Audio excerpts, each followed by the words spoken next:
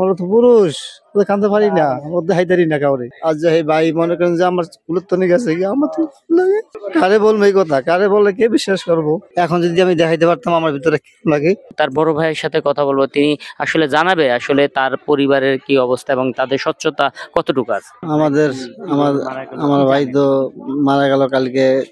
কাজে যাওয়ার জন্য বাসা থেকে বাইরে আসছে 10টায়।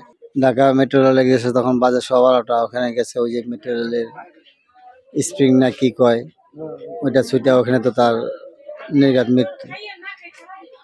এখন তার 2টা বাচ্চা, আমরা ভাই বোন যারা তো আছি আমার 2টা বাচ্চা, ওয়াইফ, এরা তো মনে করেন একদম অসহায়।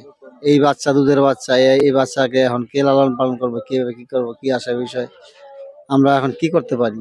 পদ্মা সেতু, মেট্রো রেল এবং এলিভেটেড এক্সপ্রেসওয়ে নির্মাণের গর্বিত অংশীদার বসুন্ধরা সিমেন্ট। কি করবো আমরা এই বাচ্চা নিয়ে? এই বাচ্চার ভবিষ্যৎ কে দেখবে? বাচ্চার ভবিষ্যতে কি হবে?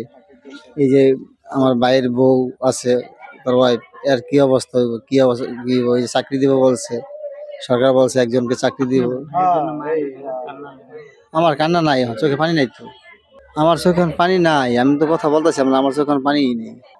কান্না করতে নাইব, কান্না রে ভাই, কান্না আসবে কই থেকে? আমার কান্না নাই তো এখন।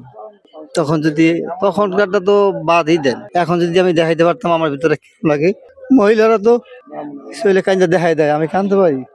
আমরা তো পুরুষ, ওদের কানতে পারি না, ওদের হাইতারি না কাউরে। আমরা তো দেখাইতে পারি না রে ভাই। কান্না করতে করবো, কান্না কি?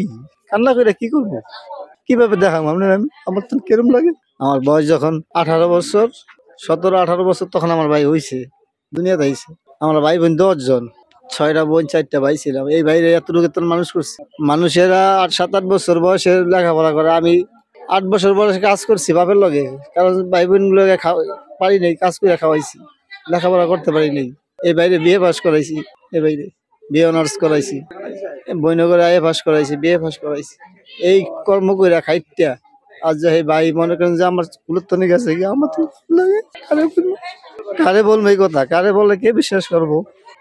হ্যাঁ, যেমনটা বলা হয়েছে যে আসলে সংসারের স্বচ্ছতা ফিরিয়ে আনার জন্য 2012 সালে তিনি ঢাকা পাড়ি দেন। অর্থাৎ 2012 সালে তিনি এই শরীয়তপুরের নদিয়া থেকে তিনি গিয়ে এলাকায় তার এই একটি এজেন্সি খুলে এবং সেখানে বিদেশ নেওয়ার ব্যাপারে তিনি মানুষকে অনেকের এই জেলা, এই উপজেলা থেকে অনেক লোক নেওয়া হয়েছে এবং অনেকে টাকা পাওয়ানো রয়েছে, অনেক দেনা রয়েছে।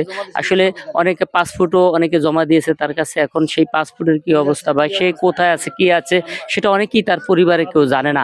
আসলে এই থেকে এখন পরিবারের দাবি যে আসলে যাতে এইগুলো দিতে পারে এবং সরকার যদি সহযোগিতা করে এই অসহায় পরিবারকে, তাহলে হয়তো তারা মাথা ঘুরে দাঁড়াতে পারবে।